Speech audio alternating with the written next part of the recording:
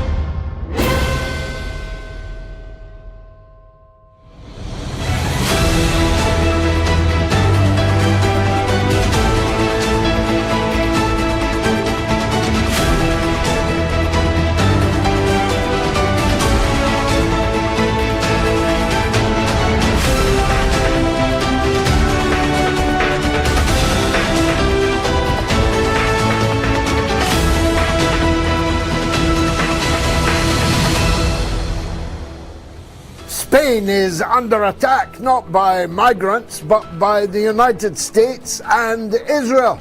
And as always, a European fifth column emerges, fighting on the side of the enemy. Donald Trump decides, well, he isn't, after all, going to blow Iran to kingdom come, largely because he's realized he doesn't have the wherewithal, not to mention the balls. Taco Trump. Taco. That's the order of the day. Tonight on the mother of all talk shows. Stay tuned.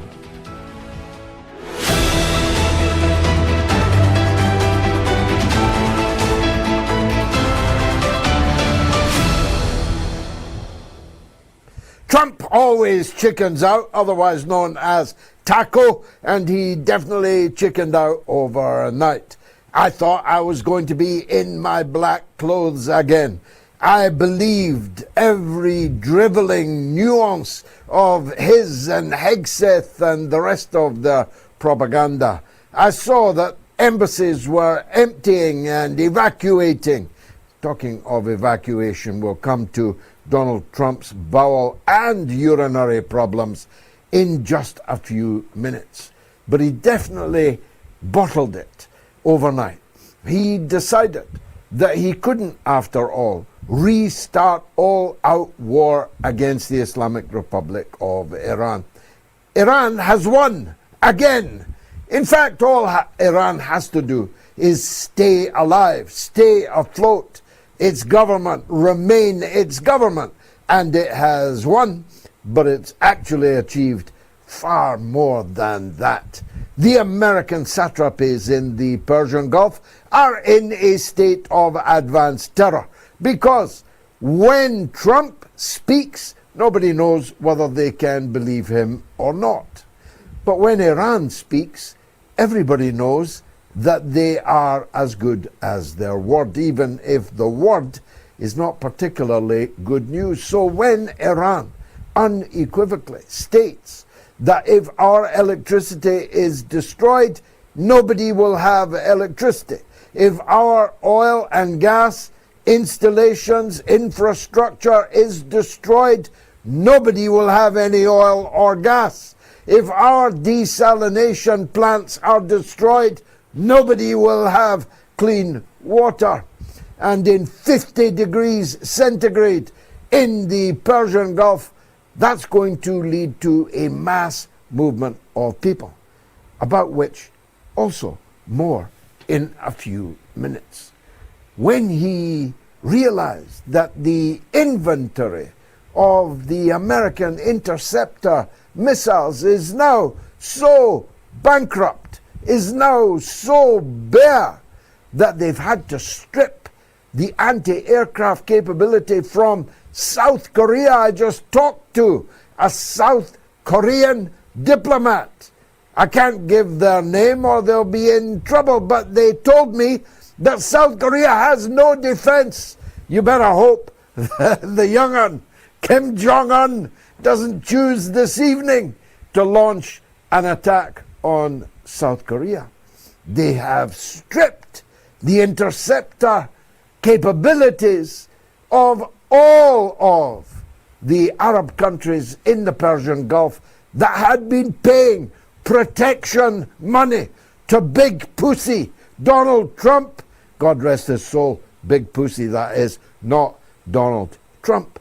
Been paying protection money all of these decades to the United States, and their protection has been removed so that it could be relocated to Israel. And Israel, having all the interceptors, doesn't have enough interceptors to deal with what Colonel Douglas McGregor, veteran of the U.S. Armed Forces, a man that was almost a Trump ambassador in the first term, what he calls Iran's missile dominance. Iran has missile dominance, and the Yanks have no answer to it. That's why their warships, remember them? Some of them had a laundry fire, some of them smoked from the chimney, some of them had blocked toilets. You remember them all. That's why they are hundreds and hundreds of miles away from Iran, imposing a blockade that isn't a blockade, because, hey, in a blockade, you've kind of got to be in the place that you are blockading. Iran's missile dominance has petrified the sheikhs and emirs and princes in the Persian Gulf, to the extent that they are begging, they are beseeching Donald Trump not to do this. Well, at least that's what Donald Trump says, and it's perfectly believable in that case. They don't have the men, they don't have the ships, and they don't have the money too, to paraphrase a very famous jingo anthem. The truth is, the United States economy is in deep trouble. Moreover, the United States dominated Western capitalist economy is in dire trouble. Even Porsche is thinking of closing its doors.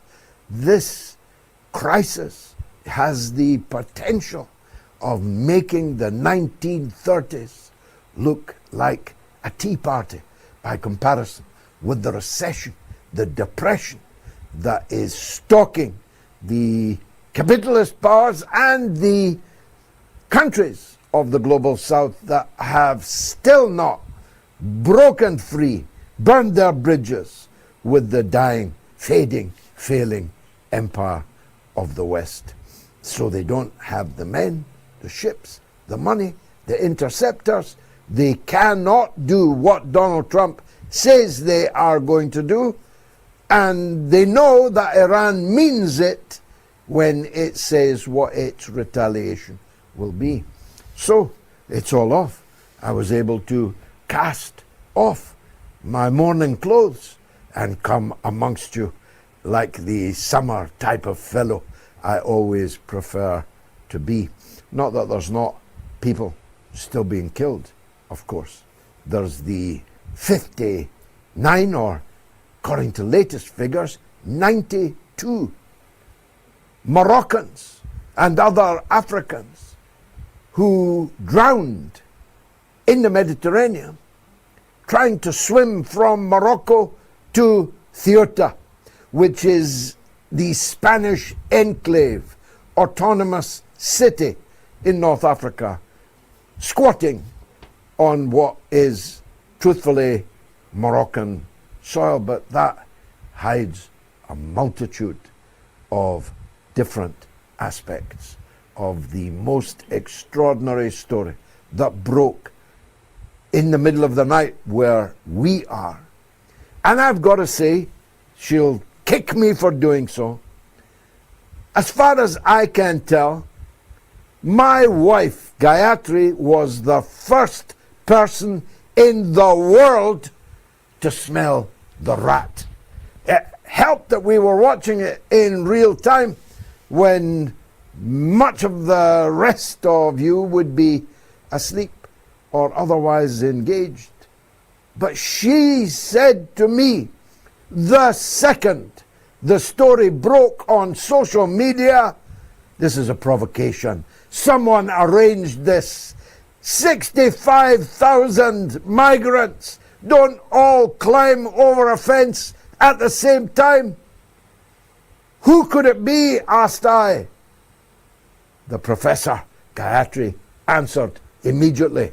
This is punishment of Spain for its stand with the Palestinian people, its opposition to the war on Iran, its refusal to allow Trump to use Spanish air bases for bombing raids in Iran, and its refusal to pony up 5% of its entire economy for NATO's war drive against Russia and China. For all of those reasons, it was clear that Spain was being invaded.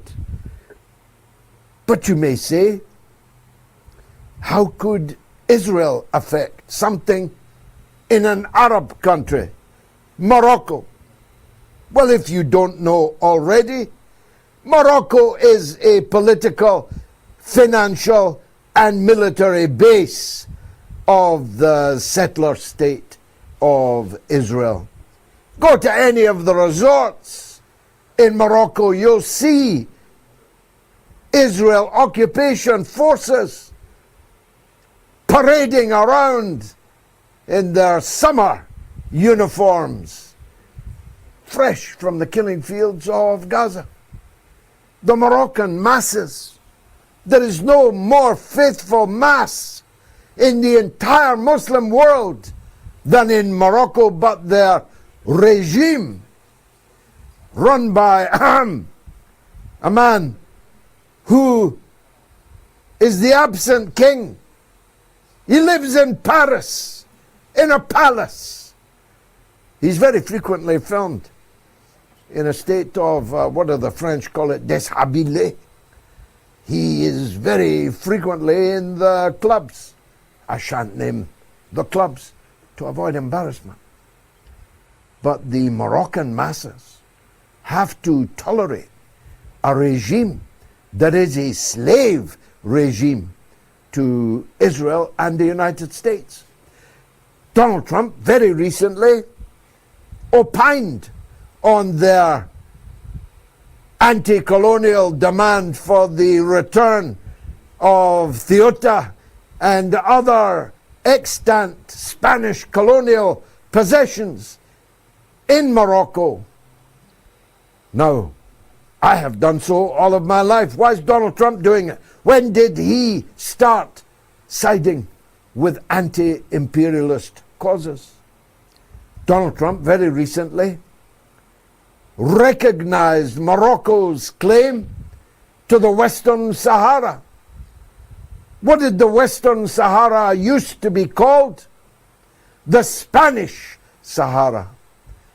When the Spanish masses overthrew fascism in 1975, the Moroccan regime immediately entered the territory and claimed it as its own, but there's a people already living there. The Sahrawi people have their own liberation army, Polisario, recognized by most countries in the world as the legitimate representative of the Sahrawi people. And very importantly, Algeria, next door to Morocco, an ancient adversary of Morocco, is the main backer of Polisario. So to add to his crimes, the Prime Minister of Spain recently concluded a new gigantic gas deal with Algeria. So they decided, for all these reasons, we have to punish Spain. We have to bring down the Spanish government and replace them with a government like Meloni in Italy, the fifth columnist for Donald Trump within the European Union. And that's what they are all about. That's what they are currently doing. Now, a lot of people seeing 62,000 dark complexioned Johnnies and Jonies climbing over a fence, let their knees jerk, and ejaculated drivel across their media, including people who should have known better. They let their hatred of immigrants, they let their hatred of Muslims overflow and drown out what my wife, on a minute's reflection, was able to ascertain. They saw it as a migration issue. Europe is being invaded, they said, except Ceuta isn't in Europe. It's in Africa, on the other side of the Mediterranean. But they were right about one thing.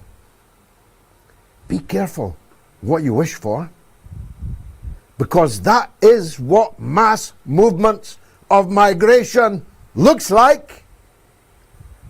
This was a provocation, quickly reversed. They're all back home in Morocco now. They were facilitated by the Moroccan state in their invasion of Ceuta. But that's what a mass movement of migrants looks like, except forget 62,000. Forget 620,000. Think 620 million. That's what you need to think. Because one of the great mysteries of our age is that the very people who hate migrants most support the wars and the injustices that create these migrant flows the most. Tell me if I'm wrong. Look at the people on social media or in European parliaments or the British Parliament. The people who are most offended by the fact that they might have to take a share of refugees are the same people backing every war and every injustice. Idiots? Yes. Most of them. Hypocrites? Yes. Some of them, and some of them both. Idiots and hypocrites at the same time. But that's what it will look like. Why do I mention it? So I can go back, segue back to Iran. What do you think will happen if Trump takes you and the world to cataclysmic, all-out war throughout the Persian Gulf region What do you think will happen? What do you think will happen to the people who no longer have any water to drink, any electricity to cool them, any food to eat, any accommodation that they can live in, when there are bombs and missiles flying everywhere? Where do you think they're going to go? Where do you think all those Indians in Dubai are going? Kathmandu? Tamil Nadu? They're coming to you. And when you support imperialist war, regime change operations, the Sahel being a case in point, when you support Al-Qaeda and ISIS to overthrow the popular governments of the Sahel, where do you think the consequent flow of people will head? You think they're going to head for Maputo or Manchester? Are they going to Angola? Or are they headed your way? And it's about time, seriously, that people realized two things: that Morocco and Israel are the same thing, and that Israel and the United States are the same thing. And if you're going to play some kind of purity test with me, let me tell you that I've been supporting the Polisario since the 1970s. Let me tell you that I hate Spanish colonialism like I hate all colonialism. If you're going to what about me about crimes of Spanish colonialism, even Spanish fascism, against the people of the Rif Mountains, against the people of the Maghreb as a whole, don't come and talk to me about that. I've spent more than 50 years railing against such things. If you're going to come and tell me that Sanchez is a poseur, a popinjay, a social democrat, that he's in with Soros, that he's a supporter of the Ukraine war, I know all of that. But facts are chills that win a ding. Spain stood up more for Palestine than any Arab country. Than any Arab country. Any Western country. Spain blocked Trump from bombing Iran from his country when no other country did so. That's why 100 years after the launch from North Africa of the fascist takeover of Spain, I say, I stand with Spain. No pasaran. I'll be right back.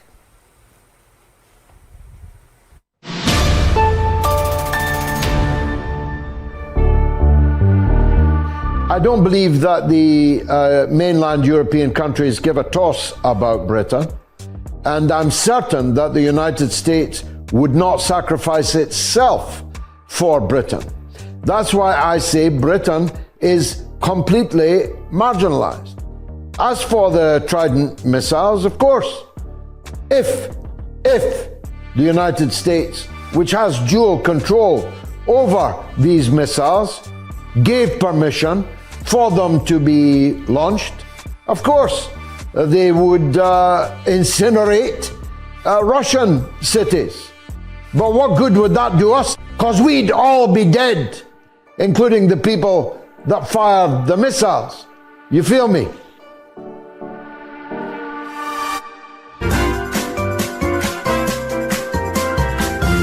You are listening to the mother of all talk shows with George Galloway.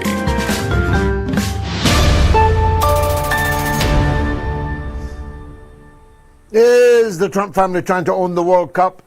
Do bears defecate in the woods? Is the Pope a Catholic? Yes or no? You can vote on Telegram. t.me/George Galloway. You can vote on my X. You can vote on the YouTube community poll on the YouTube stream. If you're watching on YouTube, please subscribe to the channel. It will cost you nothing and help me. And if you're one of the advance guard, the avant-garde, on patreon.com/George Galloway, you can also vote on there. If you want to call the show, it's toll-free in the United States and Canada. It's +1 85550 MOATS, MOATS, or 85550 It's free of charge in Britain and Ireland. 0800 229 4411. And the worldwide number 0044 203 966 2625. Well, by the grace of God and by the resistance of the Iranian people and by the shambling incompetence of the incontinent leading the incompetent Donald J. Trump, there is currently no all-out war in Iran. And so I can congratulate our frequent guest, Professor Seyed Marandi from the University of Tehran. I congratulate you on several levels, Professor. One is the obvious, that once again, the steadfastness of the Iranian people and their leadership has humiliated Taco Trump, and that's the truth of it. Whether he's ready to accept it or the American media are going to point it out, I don't know. But it's a humiliating climb down, again, for Donald Trump. But I want to start by congratulating you. You know, I was a boxer when I was younger, Professor, and I have been all of my life a boxing aficionado. Not since Rocky Marciano flattened Don Coquel. You don't need to look him up. Has there been a more one-sided battle than yours on the Piers Morgan show the other night, which I have just caught up with? And you were Marciano. What was it like? What was it all about? Well, George, it's always a great pleasure and an honor being on your show. And if I'm any good at these discussions and debates, it's because I've learned from you and a handful of people like you. So I'm greatly indebted to you. I was asked to participate in this. Usually I inform his producers that I will only go one-on-one because I've seen some of the guests, and I don't watch his show, but sometimes I've seen bits and pieces, and sometimes it's just crazy people just talking nonsense, and I'm not interested in that. But when they asked me to debate with this particular individual, I thought that since it will be one-on-one with him, and of course Pierce not being on our side, on my side by any means, I thought it would suffice.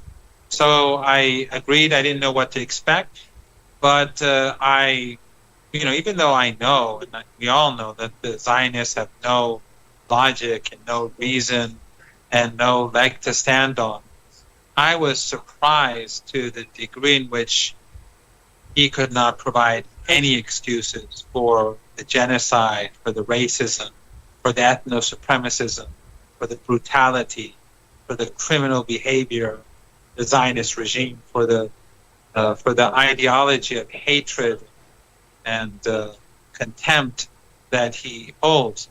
That did surprise me. Of course, I knew he had, again, no leg to stand on, but the inability for him to even put on a facade and to make it look, to even, they say putting a lipstick on a pig. He couldn't even put lipstick on the pig. Well, we are talking about a man who was Jeffrey Epstein's lawyer and Donald Trump's lawyer, and who was a frequent, ultra frequent visitor to Jeffrey Epstein's townhouse in Manhattan, his infamous island. It's telling, isn't it, that he's the best Israel have got to put up in Western countries to defend them. You'd think they'd banish him to the sidelines. He's got too much baggage, too many albatross round his neck, and yet they keep putting him up. Well, they don't have anyone any better, I suppose. They are all corrupt. I mean, how can any people, how can any cult which supports genocide, which supports rapists, people who rape people and rape them to death, how can they have a decent defender? I mean, if I was a Zionist, I would never at least go in public and try to defend these atrocities. So you have to be one has to be morally bankrupt to be able to shamelessly sit in front of the people in an audience and to try to defend that which cannot be defended.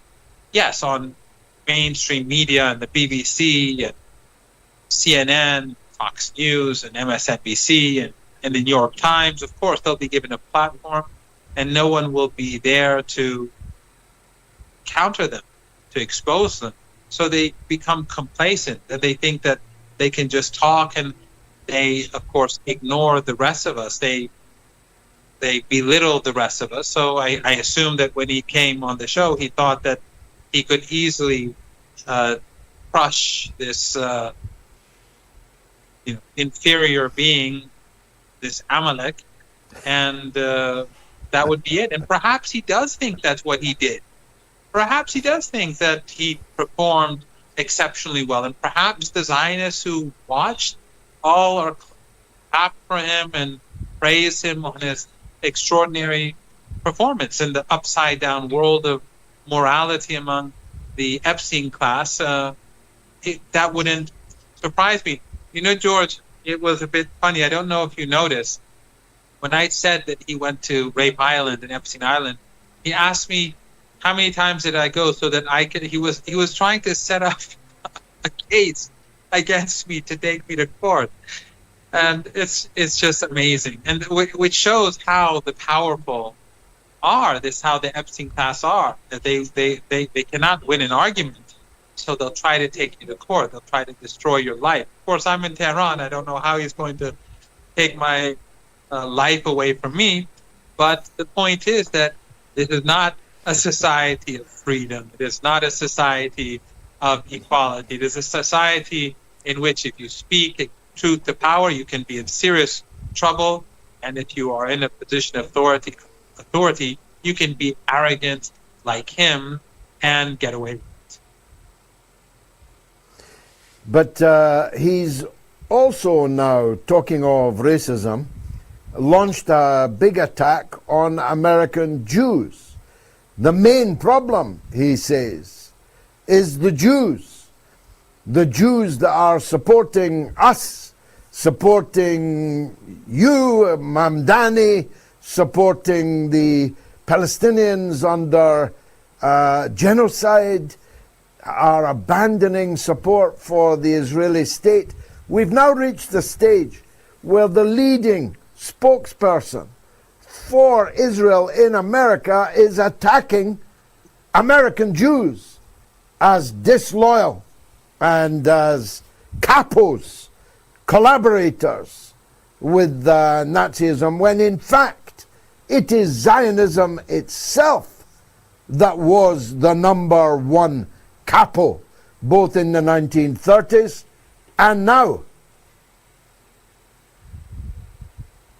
Yes, and I actually said to him that you are the enemy of the Jews, and you are an anti-Semite because you are an Ashkenazi. You're not Semite. And the Zionists that they brought from across the world, that they are not Semites to Palestine, except for that small group of Palestinian Jews who were there in the first place. And that you are the enemy of Jews because you are you hate your country, your regime. It's not a country. The Israeli regime bombed a synagogue in Tehran during the war. Why did they bomb that synagogue? Because they're anti-Zionists. So if you're not a Zionist, you're the enemy. And so Jews who are not Zionists are the enemy. And literally a day later, after our debate, he goes out and says this. He attacks Jews of New York. Why? Because they're not Zionists. Because they are intellectually courageous. Because they've seen through the propaganda. And American Jews and young American Jews, for them, it's even more difficult than others to see through the propaganda because they have to live within this society that is totally propagandized, the most propagandized country in the world. But then they have the Zionist community itself that dominates their lives. And they have to see that through that second layer of propaganda. So these large numbers of young Jews who are opposed to Zionism, they're intellectually very competent. They are people who are honorable. They're people who are brave and courageous in opposing genocide, and this is unacceptable to him. So he insults Jews because of their intellectual integrity. If you don't have intellectual integrity, then to him you're a good Jew. But if you're a Jew that has intellectual integrity, and they're growing in number by the day, people like him become outraged. Now, let's turn to the Iranian track. I tried to sum up the reasons why, the real reasons why, Donald Trump did not launch an existential attack on Iran this weekend, as he had been salivating his intention to do until the very last moment. He, on the other hand, says Iran begged him not to and wanted to negotiate. Tell us which of these two options is the correct one and what you think is going to happen now. I think after all these months and all the lies that Trump has said, and the lies being so repetitive on negotiations and a deal, that if you put this to a vote among your viewers, it would probably be close to 100% to zero. Obviously, Iran's position has not changed, and it was Trump that backed down. Now, why he backed down, it's debatable. There could be multiple reasons. But obviously, I think at the top comes the fact that the Iranians had threatened to retaliate. Those regimes that are complicit in this war, that have been a part of this war of aggression against the Iranian people, they will not escape Iran's wrath if the United States escalates. And Iran has said that if the United States carries out attacks on Iran's infrastructure, critical infrastructure, against civilian targets, Iran will be forced to retaliate. And it's really interesting, George. Trump has constantly been talking about wiping Iran off the map, exterminating a civilization. Have we seen a single European parliament condemn Trump? Have we seen Western media outlets opposed to Trump lash out at him as genocidal monster? You don't see that because the Epstein class is in charge. Parliaments, governments, the mainstream media, they're all in the same camp. They may have their own internal divisions, but when it comes to the global South, the global majority, and the increasing number of people across the West that are victims of this empire, they're all the same. They're all the same. So even though, while he's been threatening to wipe out the country and to take us back to the Stone Age, the Iranians have never done anything like that themselves. Although we're the ones who are being described as evil. We're the ones who in Western media and Western governments were always being condemned. But he makes these threats, and even when he decided not to attack, he spoke of terror, the military terror of the United States, admitting that he is a terrorist. But the threat of the Iranians was credible. The Iranians said they will be forced to retaliate. And that, I think, was the main reason why he backed down. And of course, since he did not carry out his threats, the Iranians didn't do so either, because the Iranians have no intention of destroying infrastructure, civilian infrastructure anywhere, despite the fact that these governments and these regimes have worked against the Iranian people and have helped create suffering.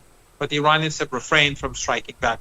In fact, George, during the 40 days of fighting, the war of aggression, the first phase, Ramadan War, 3,500 Iranians were murdered.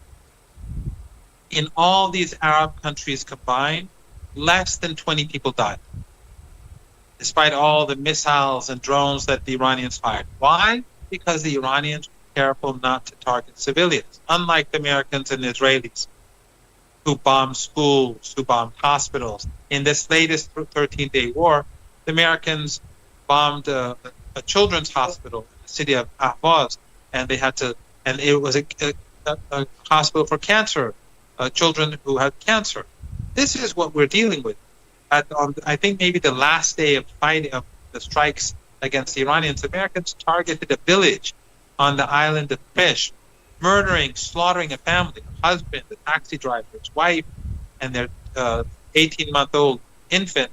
2 of their children survived, school children, young kids. They'll be orphans. Has Americans apologized? Has Western media made this an issue? No. Have Western parliaments spoken out in outrage? So this is the world that we live in. But the reality is that in my opinion, is that because of Iran's determination to remain steadfast in the face of these threats, and the fact that Iran had the capability to carry out its counter threats, that was the main reason why Trump backed down. And of course, it was probably also the pleading of Arab dictatorships in the Persian Gulf that also contributed to this. Perhaps more bribes and more money was promised to Trump from the Saudis and the Qataris and the Emiratis. Who knows? Well, the only country that was asked by Trump to facilitate the bombing of your country but refused was Spain.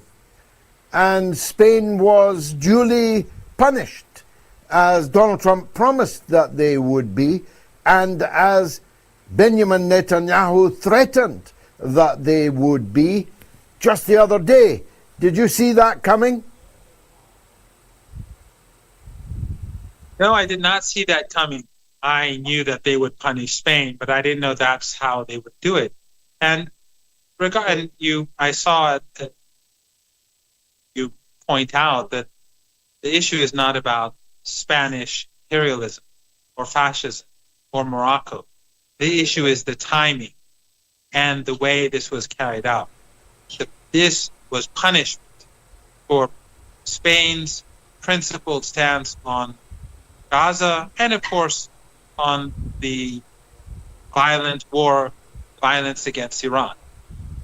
It doesn't matter who the prime minister is. It doesn't matter if he's someone who I would admire or not. The fact is that they took that position, whether it was under pressure from the public, whether it was a decision made for moral reasons by the political leaders. That's another issue. But that these positions were taken. The United States and Israel to punish them. And it shows that for the empire, it's not just about brown people or black people or non-Europeans. Whoever stands up against the empire, whatever their race, whatever their religion, the empire will go after. Now, a lot of my friends are in your country this evening on the Arba'in, to the pilgrimage to the shrine of Imam Hussein in Karbala. What's the message of Karbala, especially this year? Well, George, first of all, I've said this a few times before, and I don't want to tire your audience, but there's a good book that I think people could read by Alistair Crook on resistance. It's called Resistance. And I think it says a lot about what the axis of resistance means and where this resistance comes from. And it's very much bound to the events in Karbala. And of course, the Going to Tehran, I think, also is another book that helps better understand Iran and resistance and why Iran is so resilient, why Hezbollah is so resilient, why is Ansarullah and the resistance in Iraq so steadfast, and why do all of them stand up for the Palestinian people? The events in Karbala, the martyrdom of Imam Hussein, the grandson of the Holy Prophet, and the role that his sister and his companions played, standing up against the despot and in support of the oppressed and the marginalized, is something that resonates across the Islamic world, but it's something that's very, very deep for Shia Muslims in particular. It is something that really lies behind, alongside other the Prophet himself, prophets of all the prophets of God, and the family of the Holy Prophet of Islam. Alongside all of that, the events in Karbala, the role that Imam Hussein played, is something that is very deep in Iranian culture and society. If you travel to Iran on any day of the year, the day of Ashura, the day of the martyrdom, the anniversary of the martyrdom of Imam Hussein, and the day before Tasu'a, you'll see a very big difference in the city. You'll see it. You'll see it, banners hanging from people's homes, the clothes that they wear, the ceremonies that you'll see across town in homes and across the city and across different cities. So Imam Hussein is very much a part of Iranian culture, religious culture, even those who are not religious. Even those who deem themselves to be secular in Iran, there's something very deep about Imam Hussein and his rising up against oppression that makes them almost all of them participate in Ashura. And Arba'in is the 40th day after the anniversary of his martyrdom, and they have ceremonies for Arba'in to 40th day. But in Karbala and in Iraq, there is the walk, where people walk to his shrine in Karbala and pledge allegiance in support of the oppressed, to stand up against aggression, against the oppressor, whoever it may be, wherever it may be, whether it's against the Venezuelans, whether it's against the Cubans, whether it's against the Venezuelans, but first and foremost in the world that we live in today, against those who carry out genocide against the Palestinian people. That's why Hezbollah is so resilient in making so many sacrifices for another people. That's why Ansarullah and the people of Yemen have made so many sacrifices for the Palestinian people. And that's why the axis of resistance is so deeply despised by the empire. But when we look at the war, the two wars that were imposed on Iran defeated the United States against all odds. And there are reasons why the Iranian military capabilities, the underground bases, the missiles and drones, the ingenuity of Iran's military plans. But what lies behind all of that, the most important element, is resistance. It is a nation that believes in resistance and was willing to sacrifice and remain steadfast. If that culture of resistance and the steadfast essence, or the fact that the Iranian people were steadfast, if that did not exist, if that culture of Ashura, of Imam Hussein, did not exist, we would have lost the war. George, we could not have won this war. We could not have won this war with our missiles and drones. We won the war because the Iranian people refused to be humiliated and refused to bow and remain steadfast. And that's what we're seeing across the board in West Asia. And that is what's going to ultimately lead to the defeat of empire. Well, being deeply despised by the empire is a medal of honor. We both were, and who knows, on the last day, in my case at least, it might be the only thing I've got to offer. Thank you very much indeed, as always, Seyed Professor, for joining us. You are a mine of information and a real top-class gentleman. And those who haven't seen the latest clash on the Piers Morgan show, you must watch it. Thank you, sir. And let me take a quick break, and then your calls coming up. Stay tuned.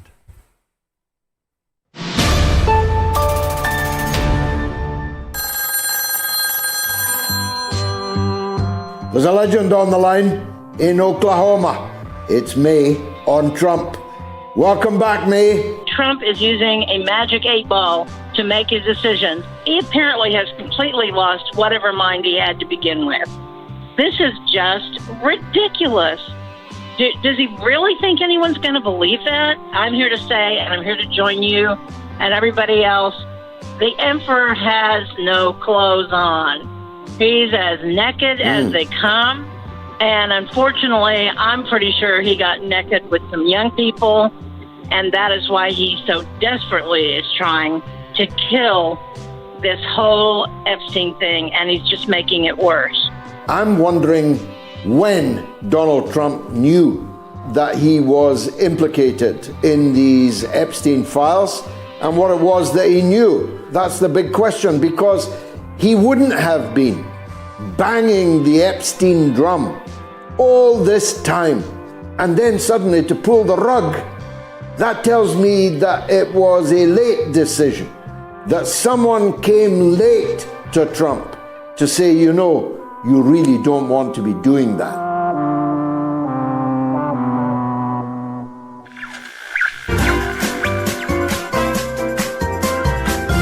You are listening to the mother of all talk shows with George Galloway.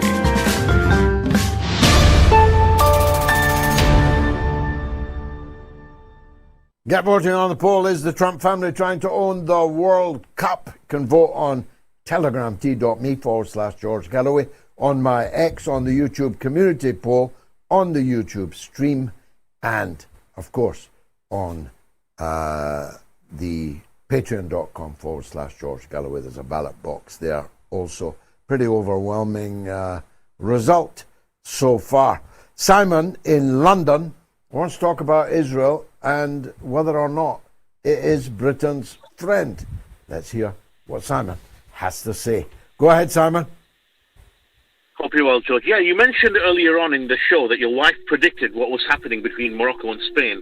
Well, great minds kind of think alike, because just on hearing the fact that the EU had an outcry about this issue, and even more falsely that Moroccans were given asylum in Spain as soon as they landed in the Spanish land, you know, immediately told me, without even reading any of the headlines, but immediately told me that this was an Israeli and US attempt at a coup or some kind of an uprising. Now, I know this from history, you know, as far back as 2024, if you remember, when our cowardly government, who's still cowardly even to this day, you know, they do anything that Israel tell them, but I think they were made to accept, or they were forced to accept, drop anything against the the ICC arrest warrant against Netanyahu, and subsequently had to accept it. So what Israel did is they subsequently then blamed the asylum situation. They unleashed the dogs of war, as they say. They unleashed the Tommy Robinsons, the Nigel Farages, and the rat-faced Katie Hopkins onto us all, you know. and decided to make an issue of something that wasn't even an asylum issue. So a British guy, remember,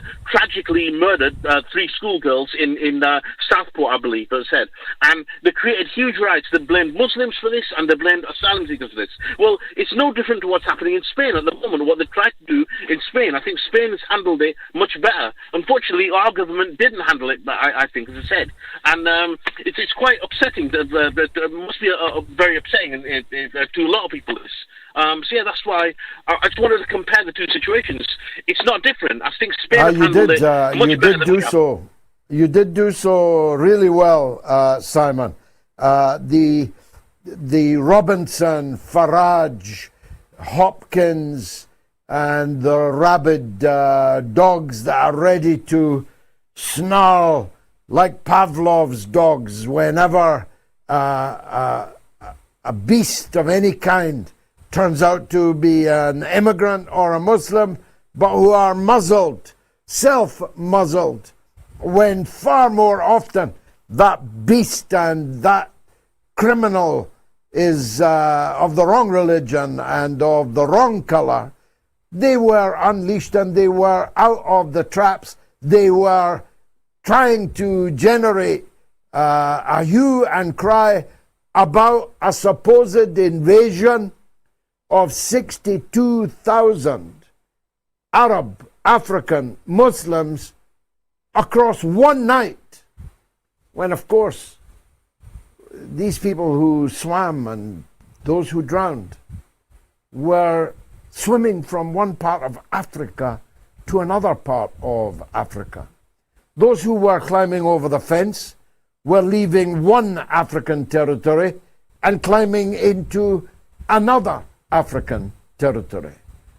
But these knuckle-dragging idiots thought that the beach they were looking at was the Costa del Sol.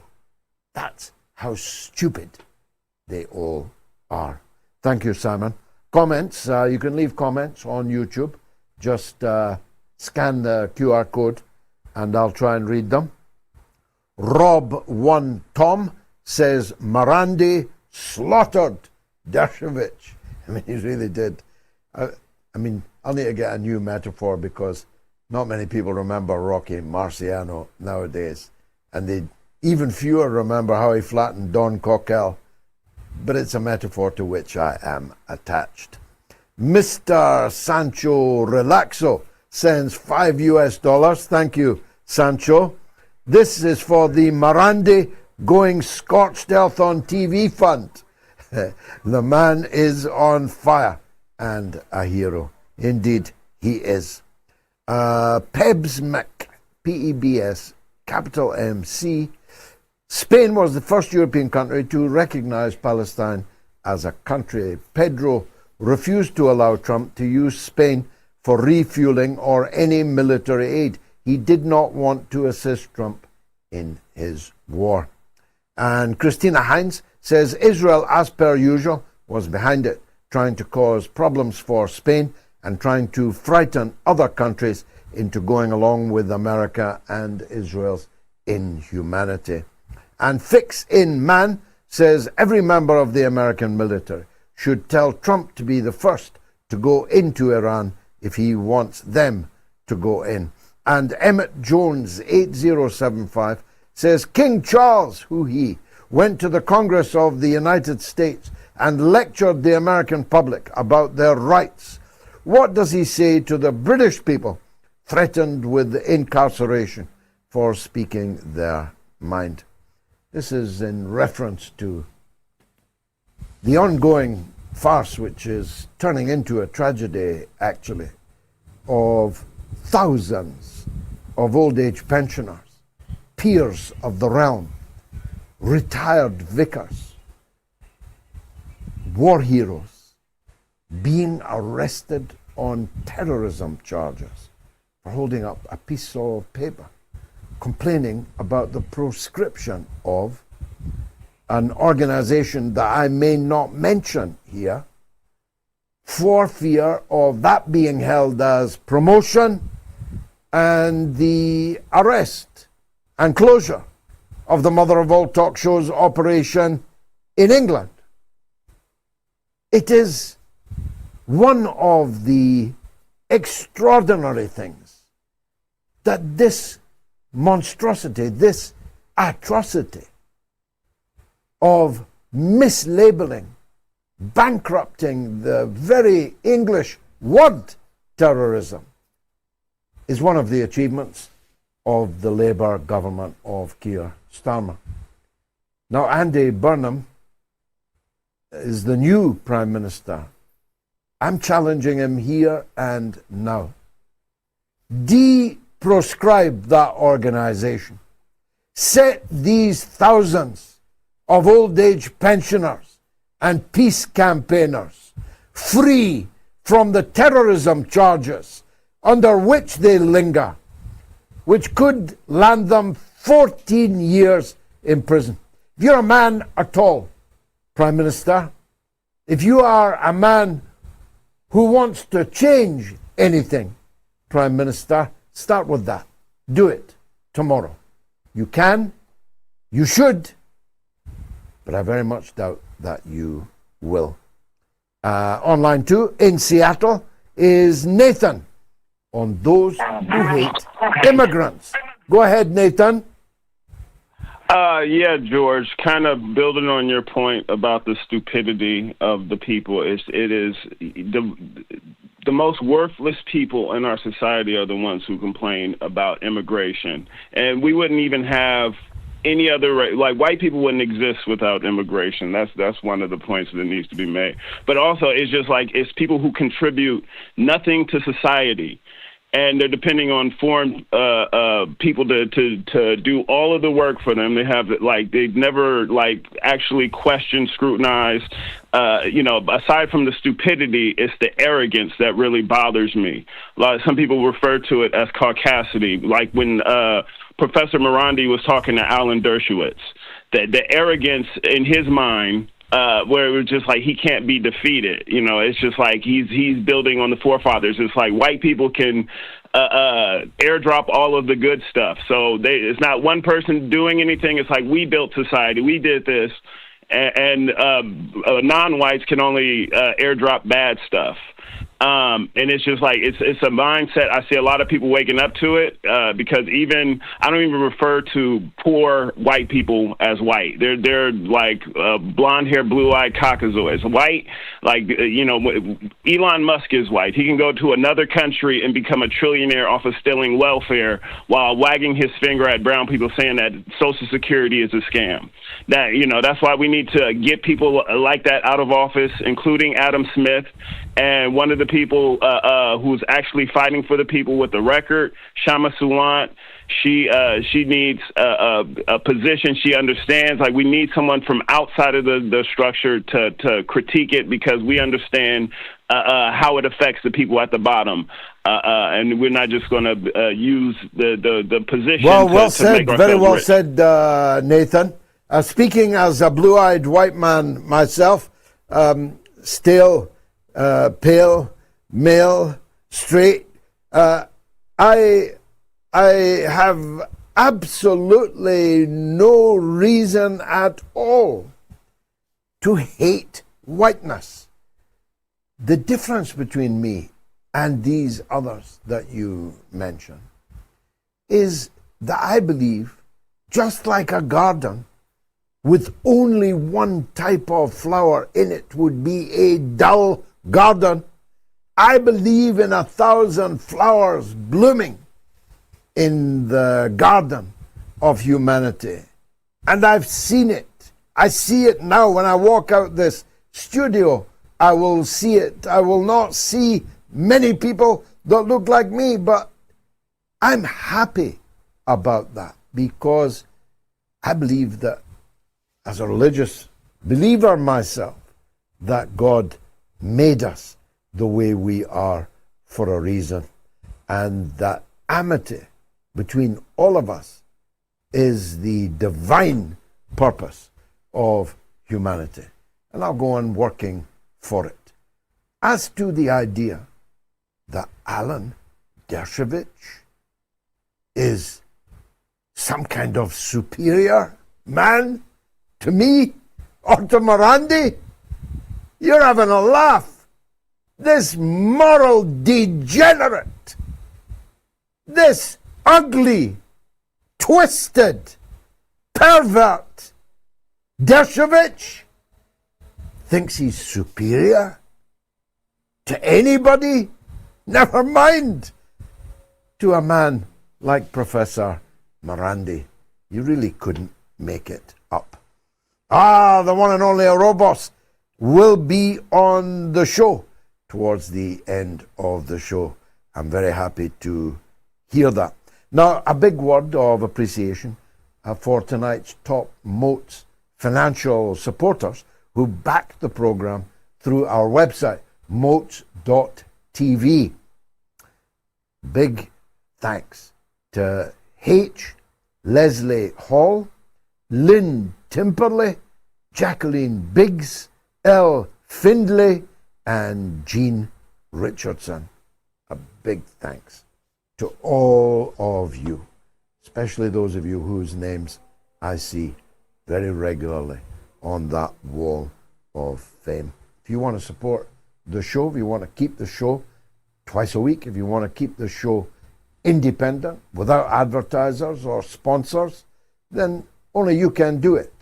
And I'm asking you to do it through moats.tv.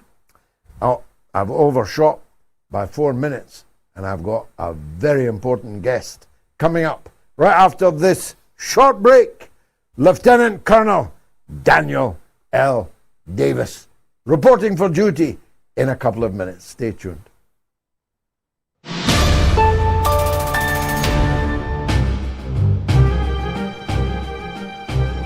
He's a schoolyard bully, Piers Morgan.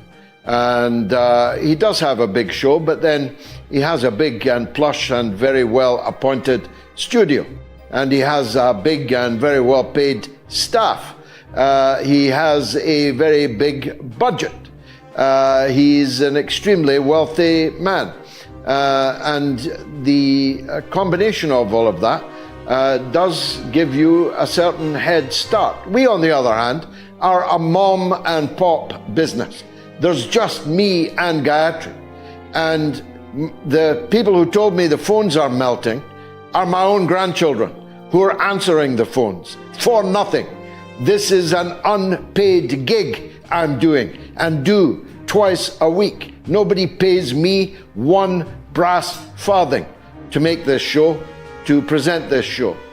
I'm not sure that Piers Morgan would tell you how much he makes.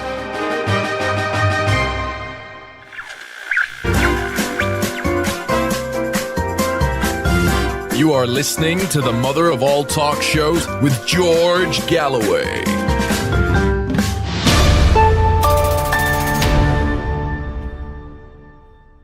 Speaking of family, let me wish happy birthday to my esteemed father-in-law, Abu Priadi Santoso, who's babysitting my children. So if it wasn't for him, I'd have them playing around here in the studio. So thank you for that, sir, and many happy returns to you.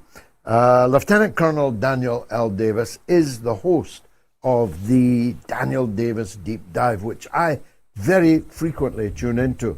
Not necessarily always for the whole show, though quite often, but the excerpts from it are some of the finest military political analysis that you'll find anywhere on the internet. Unfortunately, he and I don't cross paths personally, though I'd very much love to shake his hand. Lieutenant Colonel, thank you very much again for joining us. I anticipated that we'd be meeting this evening virtually in the swirl, in the tumult of a new wave of the war. But it's been called off. Why do you think it has? I'm grateful that it has. I'm glad we're coming under these circumstances instead of the other one, because it would be catastrophic for really the entire global economy for a long period of time. We're not out of the woods yet, but by all the accounts that I can get from some folks who have some pretty high access in the administration, and some other things that we can see just out in the open is that the Saudi Arabian, the Mohammed bin Salman, apparently read President Trump the Riot Act.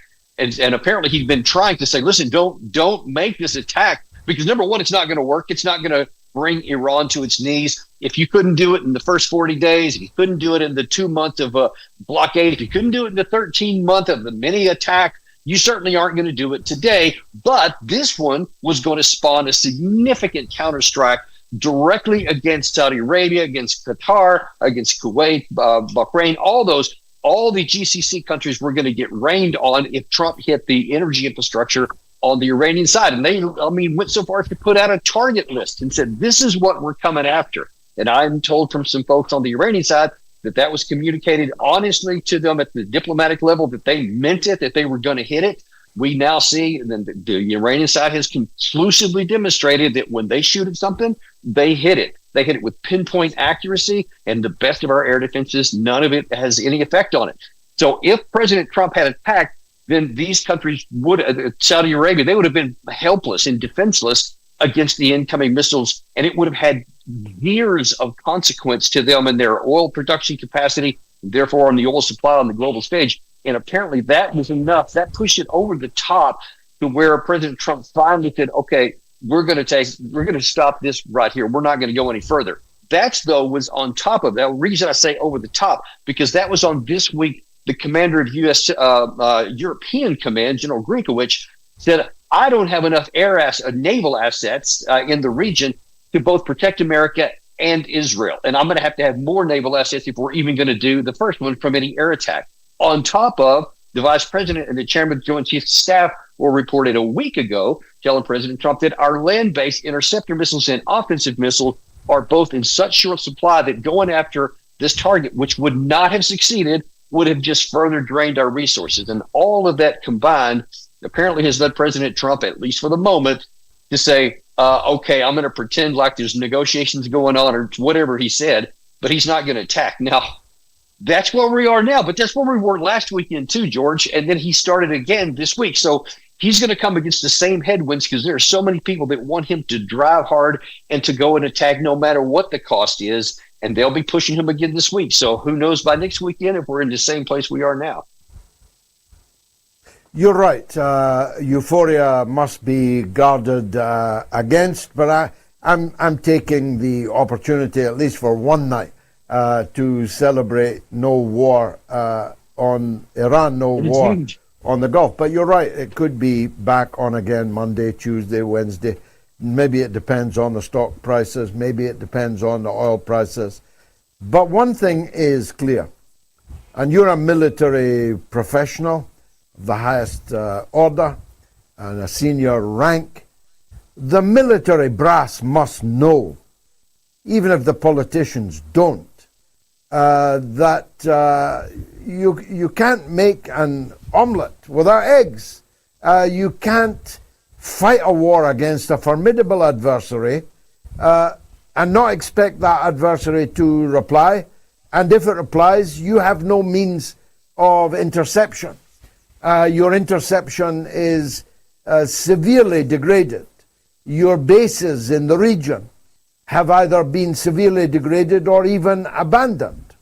The military inventory of the United States is, by all accounts, severely denuded. Now, I'm a politician rather than a military man, but if I had given somebody $1 trillion budget and they came to me and said, sir, that $1 trillion budget you gave us hasn't been enough, and I don't have the means to deliver what you are asking me to deliver, I'd be asking why, at the very least, with a lot of expletives deleted all around it. Where did all the money go? You're not deleted. If the United States is as powerless as it would appear to be. Listen, that's the best question to ask, and there is an answer, and the answer is that we put that money in the wrong places at the wrong kinds of ammunition. Yes, we need long-range strike capability. We need interceptor capabilities. No question about it in the current war. And obviously you need drone and counter drone capability too. Those are like preeminent if you want to be a modern warfare. But here's the problem. And it's really demonstrated and exposed on both sides of this line in the different approaches. Iran saw this war coming for decades. And so they started building underground capabilities, these missile cities everybody's probably heard about by now, not just Pickaxe Mountain, but Yazd Mountain, and about 28 or 30 others scattered throughout the country. That has given them the ability under granite mountains to endure any, and I mean any, offensive missiles that we got, which is the JASSMs, the Tomahawk cruise missiles, the ATACMs, the HIMARS, you name it, all kinds of PSMs, et cetera, all kinds, anything we have cannot penetrate a granite mountain. It can't. So they put their facilities underground where they were beyond the reach of our missiles. So no matter what we blow up on the surface, and however many of these exit ramps we may hit even on the mountains, they can all be repaired within hours usually. So they know that they can endure anything that we can bring in. Meanwhile, their production facilities are also under this mountain, and they have chosen to make their long-range missiles, and actually all of their ballistic missiles and their drones and everything else that are on the cheaper side that can be done quickly. So they can make a missile, some of their missiles that have been hitting and penetrating our air defenses within a few weeks. It takes a few weeks, and some of them a couple of months. Ours, on the other hand, take a couple of years because they are so sophisticated. They have to basically be handmade, each one of them. You can't get a factory situation. So all the missiles that we've been firing really since 2023, that we've been given to Israel, or in 2022 that we've been given to Ukraine, and then what we've expended here, both in the Red Sea and in Iran itself, you can't replace them in a time frame that makes any sense. Once you've used them, when you get this inventory down with trillions of dollars, because these missiles are multiple millions of dollars each, and then the Iranians ones are about fifth to a tenth of the price. So they're a lot cheaper. They can make them a lot faster. So in an extended war, that gives all of the advantages to the side that has a lot less money, because they were smarter about how they spent their money. We cared about putting money in the pockets of defense contractors. That was the primary objective. And it looks cool on paper to have these Tomahawks and JASSMs and THAAD interceptors and everything else. But when they're like $12 million a pop for that THAAD interceptor, and even the offensive missiles are that expensive and take that long to make, you literally undercut your own national defense by spending more money. It is perverse, but it was predictable. Amazing, truly. Now, you mentioned Ukraine, sir. What does this failure in Iran mean for Ukraine? It could mean, yeah. and there are some signs that Rubio indicated yesterday that he's expecting new efforts to be made to bring about an end to the Ukraine war. Trump himself said in remarks I saw yesterday that he's told Zelensky to get this war finished. I can see you smiling because I know we've been across this territory so many times before, but he didn't do it in 24 hours, 48 hours, 1 year. Will he finally do it, bring about an end to the American proxy war against Russia? Could have done it in 24 hours, or at least he could have set the stage in motion in 24 hours after he got inaugurated. He could have done that by saying, all right, that's it. This support for this war is coming to an end. I'm going to give you X period of time to get things, to negotiate the best deal that you can. And then the support is going to start, going to zero after that. And if you want to keep going, that's your natural right. You can do that as an independent country. You'll do it without our help, though.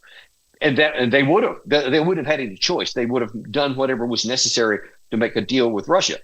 But we didn't. We didn't put any constraints. We just talked a lot, said we were going to end stuff. We did nothing. We took no action, and then we just quit trying. Now, you mentioned Secretary Rubio was on American television today talking about how, we're looking for a negotiated settlement. We can blah, blah, blah. That's the same Marco Rubio that June 3rd, so 2 months ago, told a Senate hearing under oath that we picked a side. And that side we picked was Ukraine. We're helping Ukraine. We're sanctioning Russia.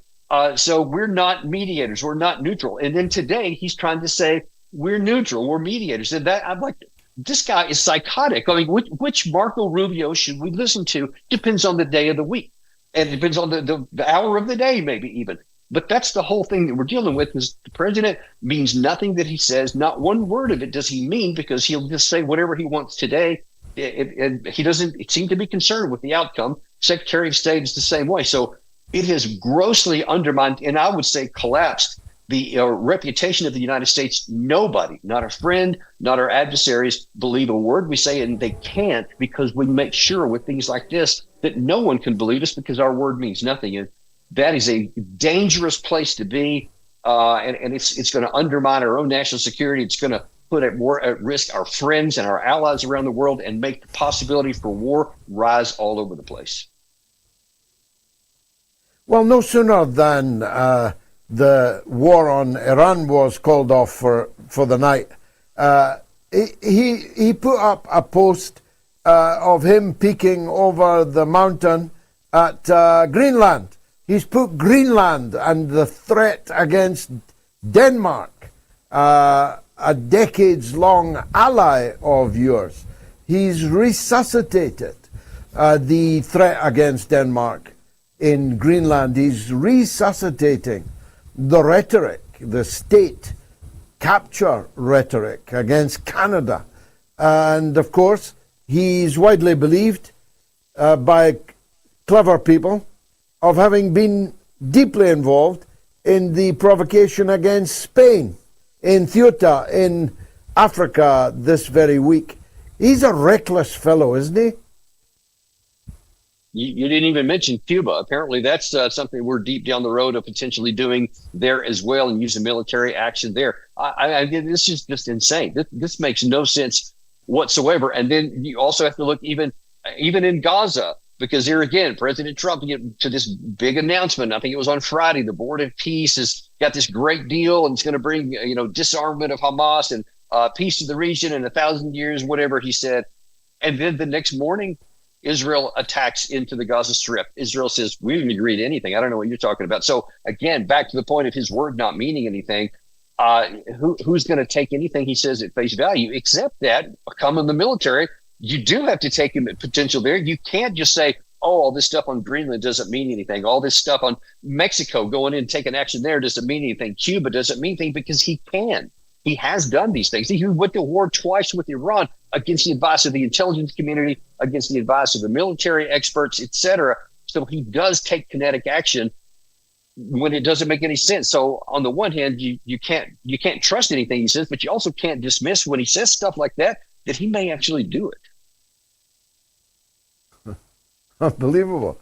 Well, look, there's a need for a change. I think on that we can all agree. And I thought I got a glimpse of change around a table chaired by my friend Tucker Carlson with some of the best political leaders in America sitting round it. And I saw that you saw the same image and had the same thought. Wouldn't it be a different America, a different world, if these people were running things rather than the uni-party, two cheeks of the same backside? What are the chances of Tucker Carlson et al. Making an impact? Yeah, I'll tell you, I am actually right now, you probably noticed these odd surroundings here. I'm actually at the 1776 Law Center conference in Chattanooga, Tennessee, where there's all kinds of people from around the country have gathered here. Many of these people that have, like some of the pollsters that are actually advising President Trump and telling him that there's a change coming, and that the whole issue of a third party was front and center. There's a lot of foreign policy stuff, but we were also talking about this issue about a third party. And the pollster Rich Barris has said, listen, his data is conclusive that there is for the first time in our lifetimes, anyway, in my lifetime, there is a legitimate demand for the people that there be a third party. What has kind of held it back is that there hasn't been a viable vehicle from which to go, because a lot of the third party candidates have been basically people who couldn't make it in either the Democrat or Republican Party. But now then, as you pointed out with that photograph there, when you're talking about Tucker Carlson, you're talking about Joe Kent, MTG, possibly Representative Thomas Massey, and a few others that you're talking about now, some people who have some heft. And they're specifically wanting to reject both the Republican and Democratic parties because they're sick and tired of the dual failure of these guys, because it doesn't matter who's in charge of the House, Senate, or White House. They're all equally incapable for our country. So people are desperate for something new. And I am a big supporter of what these guys are doing and hope it really goes somewhere. I hope to see you in the next photograph. You and Colonel McGregor also, and Judge Napolitano, and Gerald Salenti, all of our guests. We'd love to see them around the table and looking to be in office. Lieutenant Colonel, I'll let you get back to your convocation. Sounds like a very important one in Chattanooga, Tennessee. I just wanted to say those words. Thank you very much indeed for joining us on Always the my pleasure. of all talk shows. Lieutenant Colonel Daniel L Davis, host of the Daniel Davis Deep Dive. It's a great watch, actually. If you've not seen it, you should tune in. Stay tuned. I'll be right back with more calls and then Gayatri. Stay tuned.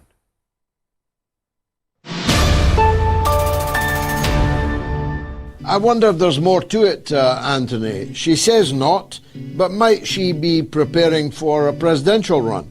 You very well may, but Americans don't like a quitter. So even if she was starting to speak some truth, we're not going to take that very well. Fair point. Very, very fair point. But the Donald Trump's political position looks to me now extremely isolated. He has destroyed a very considerable part of his most militant base. He hasn't just lost Marjorie Taylor Greene, he's lost Tucker Carlson, he's almost entirely lost Alex Jones, he has substantially lost the support of Steve Bannon, and many, many others are beginning to question his judgment, and some even to question his continuing fitness for office. So he's in a very weak position. But if he wanted to, he could take the bull by the horns on this Ukraine question. He could say, stop sabotaging me.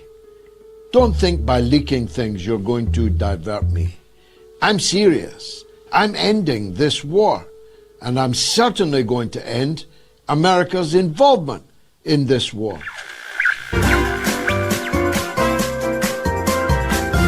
You are listening to the mother of all talk shows with George Galloway.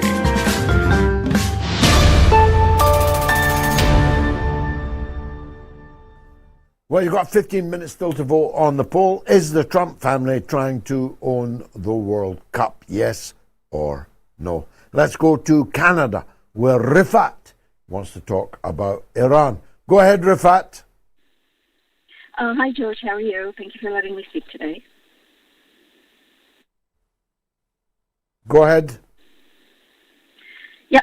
So, George, I just wanted to sort of like supplement what Seyed Marandi was saying. And with the Arbaeen around the corner actually happening on Tuesday, one of the things that the Western media does not encapsulate at all is that this Arbaeen is the largest annual pilgrimage in the world and has been for many years now, and it is never, ever portrayed in mainstream Western media, and actually very little on indie media as well. It's just such a surprise that this gathering is never portrayed, and that this gathering is the essence and the absolute fundamentals of what the Shia resistance is, the selflessness of the people of Iraq in hosting over 20 to 25 million people annually, a war-torn country, and where they do it and people can go without a penny and sleep and eat and visit and pilgrimage in this part of the world is just amazing and astonishing, and a phenomena that really hasn't had due coverage. And it begs the question, why? What is the Western media afraid of portraying? Why do they get scared of showing it? When the funeral of Sayyid Shaheed Imam Khomeini took place, the Western media was shocked at how many people came out. But honestly, we draw our strength from the history of Karbala. We draw our strength from the resilience that the grandson of the Holy Prophet faced. And what is with the Iranian people today, and a lot of people forget this, is that the divine strength of standing against immorality and injustice helps every single person. Helps every single person fighting the axis of evil come together and band against injustice and crime. Well, it would be an unbeatable tide of humanity. I myself have been to Karbala. I recognize entirely the phenomenon that you describe. I don't know. I mean, first of all, Western media doesn't cover religion anywhere, insofar as there is any religion in our countries anymore. It's not covered. I mean, there's a new woman head of the Church of England. I have no idea what her name is. I only know she's a woman because of how she's dressed, or maybe she's identifying as a woman. How would I know? I have never heard her name. And I'm British. I'm certainly not an Anglican, a church founded on the genitals of Henry VIII, but I'm interested in who is the head of the Church of England, or would have been in the past. The activities of His Holiness the Pope are really only covered when they die and when a new Pope is being elected. So I think there's a lack of interest in religion in Western media in general. And for obvious reasons. They are the least religious of people. If you knew Western journalists like I know them, Rifat, you wouldn't be at all surprised. They're the most godless, grasping, cheating, lying, deceiving bunch of people on the earth, and that's saying something. They don't obviously like showing Islam and Muslims in any kind of positive light because they have to keep people angry and afraid and furious and filled with revenge feelings against Muslims. So showing a 25 million strong annual pilgrimage, whereas you say millions of people are walking with only the clothes on their back and are assisted in food, drink, clothing, shelter by the local people of Iraq all the way to Karbala. That's not something they want to portray because they want people to imagine the Muslim as the angry man shaking his fist at the camera and chanting death to this, that, or the next thing. Karbala doesn't fit the script. It also would reveal the sheer foolishness of Western policy of war and confrontation towards Iran, the predominant Shia state. The idea that you can bully, that you can intimidate the people that you will see on this pilgrimage is so ridiculous that it would make the Western public say, I'm not sure I actually want to go to war with these people. I'm not sure that it will work out well for us. So that's another reason. But they don't like the Shia, they don't like the Sunni. They don't like Muslims unless they are Chinese Muslims. They don't like China, they don't like Muslims, but they love Chinese Muslims, especially when they can lie about them and about their conditions of employment and of life and of societal revival, which Gayatri and I have seen at close quarters. So these are just some of the reasons Rifat. I've no doubt that there will be many more. Barrento is in Los Angeles, and he wants to respond to Nathan in Seattle's call. Barrento, welcome. Hey, George. How you doing? Good, sir. Good. Go ahead. Yeah, I'll be brief. I just wanted to provide not necessarily an opposing, but just an alternative viewpoint on whiteness, because I myself am black and I worked in racial equity and like healthcare and stuff for many years. And this idea, I'm fascinated by what has happened with Italian people and Irish people, specifically in the United States, of how, like, what does it take to be accepted, quote unquote, accepted, tolerated perhaps. But it has taken this additional form specifically with black people, in that through like a Marxist viewpoint, you kind of realize that the requirements to be quote unquote welcomed, it's pretty cynical, but I feel like that's where we've been at. But the requirements to be welcomed into the system is a moral, you have to be okay with violence against your own people. It is like a willingness to be an imperial arm, which oftentimes is just, it's just another arm of control.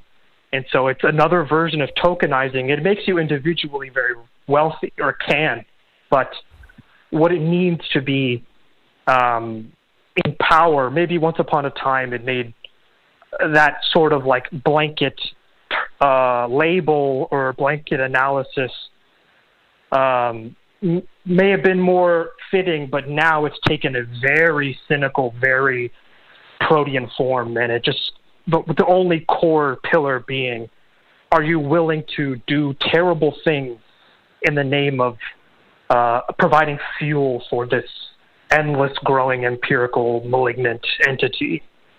Yeah, that's it. I tell you what, it's a very fascinating theme or seam that's worth developing when we've got more time. It definitely is the case that when I see black or brown Americans implementing the empire's will, either in the law enforcement or in the armed forces, it hurts me. I mean, it shouldn't, but I think to myself, what are they doing? What are they thinking? And this phenomenon first occurred to me at the age of 14 or so, when I was an activist in the UK against the war in Vietnam, which was largely fought by black military personnel. The officers were all white, of course, but the grunts were overwhelmingly black, and where they were not black, they were rural, poor, whites, the kind of people that they would regard as white trash in Washington, in the elite circles. But it hasn't gotten better since then. In my struggles against American wars in Iraq, in Afghanistan, and so on, people of color have committed every bit as heinous war crimes, crimes against humanity, as white American war criminals have. And then there's the issue of patriotism. It does surprise me that people from countries that have suffered from American imperialism go to the United States and they become stars and stripes, land of the free, home of the brave, fanatics overnight, more Catholic than the Pope. There was a woman singing the national anthem, a black woman, yesterday at the baseball championships. It was quite the worst singing I've ever heard. It was quite the worst rendition of the anthem I've ever heard. But she sang it with such gusto, you could tell that she believed it with all of her heart. So I don't know where that patriotism comes from. Barento, last word to you. I think it just comes from, I voted blue my whole life, and I think it's just a nationalism thing. Like, I'm listening to Tucker Carlson, and I'm like, wow, never in my life, truly. But I'm realizing, okay, because I'm also an immigrant myself. Like, my parents immigrated because of, war that, of course, the empire's a part of. But realizing that there needs to be fostered an idea of nationalism. At some point, there must be a conversation about how the cage that was meant for one people eventually ended up putting everybody in it who was working, and we need to figure out how to address that. But yeah, it's rallying around some sense of nationalism without turning into xenophobes or turning into, all the things that can potentially bring. Fascinating. Thanks for the call from LA. Let's go down to Florida, where our good friend Yves in Florida wants to talk about the parallel between Vietnam and the Iran wars. Go ahead, Yves. Hello, thank you for having me on your beautiful show. Yes, I want to make a parallel between a country that I admire a lot is Vietnam. So Vietnam, let's remember for the young people, they kicked out the French, they kicked out the US, but they were not done. One of the great genocide, the biggest genocide of the 20th century was done by the Khmer Rouge.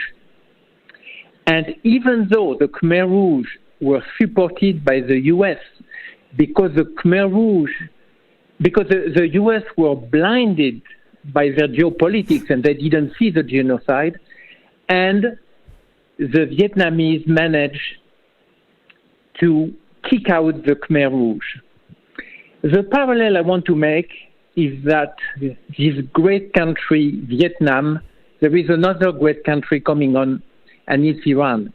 Iran, in a few years, will be, like Vietnam, recognized by having stopped the genocide and the ethnic cleansing that Israel has done for 75 years. They will be credited to having put a stop in that. And this is a parallel that I wanted to make. It's a very powerful one, and while it might be slightly premature, I saw someone say, I'm not sure who it was, but it was someone I respect, said online the other day that the 1979 Islamic Revolution in Iran will turn out to have been more meaningful and long-lasting than the revolution in Russia in 1917, which is a bold claim, a big claim, but the jury, while out, is definitely a juryable thesis. No doubt it is a thesis worth exploring, though I myself would at this point contest it. Who knows if the Iranian Revolution and its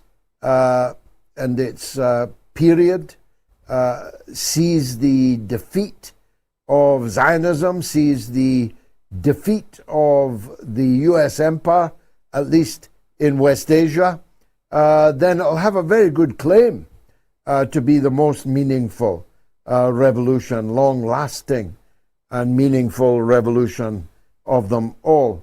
I don't think we're quite there yet, but we may be heading in that direction. Equally, there's nobody closer to Vietnam than me, and I gave my childhood, my adolescence, my teenage years, my early 20s to ceaseless political activity around the question of Vietnam, and I am a frequent visitor there now. So nobody loves Vietnam more than me, but what seemed like an epochal victory against the United States in 1975 didn't change very much. It changed Vietnam, of course. It united the country, and Vietnam, as you say, is a highly successful country and a very beautiful place to live. It did, against opposition of the US and Margaret Thatcher in England, it did overthrow Pol Pot, the Khmer Rouge. The US and Britain continued to support Pol Pot having the seat at the United Nations long after his regime was overthrown, and it was overthrown by the great country of Vietnam. But Vietnam is a capitalist country today. It doesn't play any significant role in communist world socialist affairs. It doesn't support the Palestinians or doesn't support the Lebanese or has nothing meaningful to say on the war in Iran. Of course, they ritually incant the right words, but they don't actually play any role, even though revolutionaries from all over the world gave everything they could to support the victory of the Vietnamese people. So if you'd asked me in 1975, I would have said the victory in Vietnam is the greatest thing, the most significant thing since 1917, or certainly since the Red Army victory in 1945, but it didn't quite turn out that way, is all I'm trying to say. Eve, thanks for a thought-provoking conversation. Uzi 1mm, great name, says they need to let all the murderers and rapists out of prison to make space for the old age pensioners who held up a cardboard sign opposing genocide. Irony, but powerfully true. VKCW10P, sounds like a registration plate. Piers Morgan, cognitive dissonance or money bags. How much money would it take to get you to say something someone else wants you to say? Me? I would never do it. I want nothing, and nothing I have they can take away from me.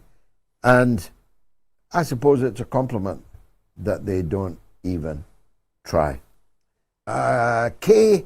Haley 3 sends 20 US dollars. Thank you for that. Gigi, I promise you and the professor that Piers is on our side. He's just playing the media game while allowing so many of us to come on to his show and make the points we weren't able to put out for decades. Invite him onto Moats. Piers Morgan, you are hereby invited to be a guest on the mother of all talk shows. In all seriousness, I've made that point many, many times. Piers Morgan is a prick, but he at least has allowed people on the television to say their piece, sometimes spectacularly well. No names, no pack drill. That he's done that when nobody else would. When you would never get on the BBC, you'd never get on Sky, at least not get the space, at least not get the time that Professor Marandi has been afforded on the Piers Morgan show. Ernest Mostly 8156, Morocco just named a newly built highway after Trump. They did. They called a newly built highway the Donald J. Trump Highway. It's some small consolation that no Moroccan will ever call it that. And I want everybody to know, just because Morocco has a venal, degenerate political regime, don't think the great people of Morocco are bad people.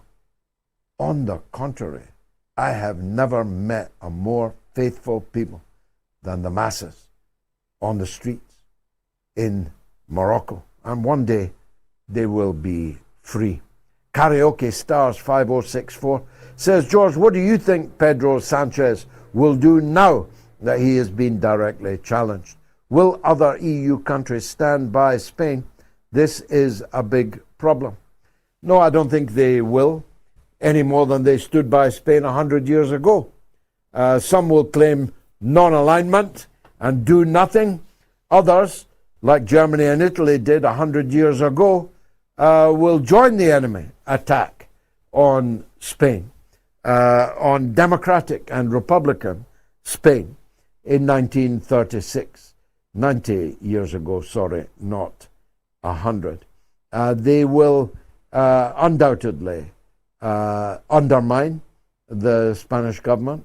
The right wing are waiting in the wings to do Israel and America's bidding in Spain, and they'll get every assistance to do so. So the elections are next year. There's a very high chance that the government of Sanchez will fall, maybe even before next year. And that was the intention of this provocation. And it's in the same mold as the provocation of the arrest of Fergie Chambers in Ibiza and now in maximum security clink in Madrid on the demand to extradite him on bogus charges to the United States, where he would face 20, 30, 40 years in prison. This too was to pose a dilemma to the Spanish government and the Spanish legal system. Do you send someone back to Donald Trump who's accused of supporting Palestine, or do you oppose it? And if you oppose it, what price are they going to make you pay? More on that later. Jonks Under Your Bed says, don't forget, they sanctioned and bombed Iraq for over 10 years before they finally went in for the kill. I'm the last man who would ever forget that.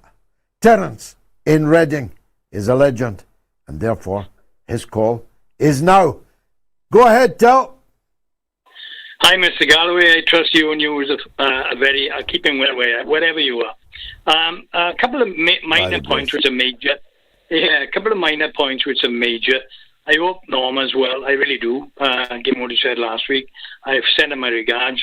And the standard of course tonight is exemplary, and I can't wait to hear Mr. Robo speaking afterward. Now then, my points that I'd like you to deal with, I think. I deal in truth. I've always dealt in truth. I've never garnered favour where truth is concerned. Even to my own detriment, sometimes I don't care. And the truth always works for me. And what I see are the lies being exposed day by day by day in mediums like yourself.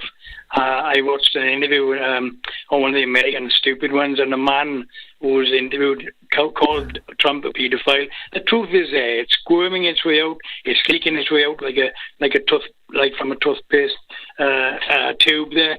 But I want to know why they still pretend when they know everybody around them is seeing it. Why the media, the so-called whatever media you want to call it, why they keep continuing this lie, because ultimately they're going to suffer the same fate as everyone else. So regarding Professor Marandi and Iranian people, the Persian people, God bless them. Yemenis, God bless them. Palestinians, I have a friend whose father and brother are still there, God bless them. We know what's going on, and we need to keep the new empire being born, and that empire is truth. What say you, Mr. Galloway? Well, by the grace of God, this is a point that you have made before, and it's as powerful and evergreen as it was the first time I heard you make it back in my radio days. The truth will out, And if it takes longer, and the lifetime of a man is short, and you don't see it come out in your lifetime, the fact that you stood for it will stand you in good stead on the judgment day that you and I both believe in. So we lost nothing by standing up for the truth, even if we did not see it vindicated in our short lifetime. Our children will see it and know that we spoke it and sang it and knew it. Our grandchildren will, and that's something to be. The media venality to which you allude, there are no words in the English language, which is a pretty good language, to fully convey the debased standards of the people that call themselves journalists and call themselves broadcasters. Honestly, I could not find the pejoratives, and I'm pretty good at pejoratives. I could not find the insults, and I'm pretty good at insults. There is no way I could fully convey to you the level of evil in Britain's newsrooms, in America's newsrooms, because they are not stupid people. They are all highly educated people. There's not a person in any of these outfits who hasn't been educated at an expensive school and then an expensive and often prestigious university. So they know, of course they know. They know the truths that you and I know. So that means they make a conscious decision for money, for advancement, to systematically lie to their own readers, their own listeners, their own viewers. Doesn't get much lower than that. And of course, there are some who don't even personally profit much from it. And their proprietor runs off with their pension. And they end up redundant when there's no longer any need for their particular format of lies. Thank you, Terence. Let's give big thanks to another group of Moat's supporters, Esmat El Sherbini, Khalil Jamil, Christopher Morrissey, Mukhtar Ahmed, and Lewis McLaughlin. Big thanks to you who have backed the program in the course of the show on moats.tv. We need your support. I'm not going to shout myself hoarse on that, not least because it's time for the legend.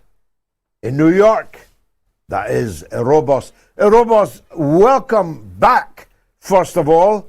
A lot of people were very concerned when I outlined some of your straitened circumstances.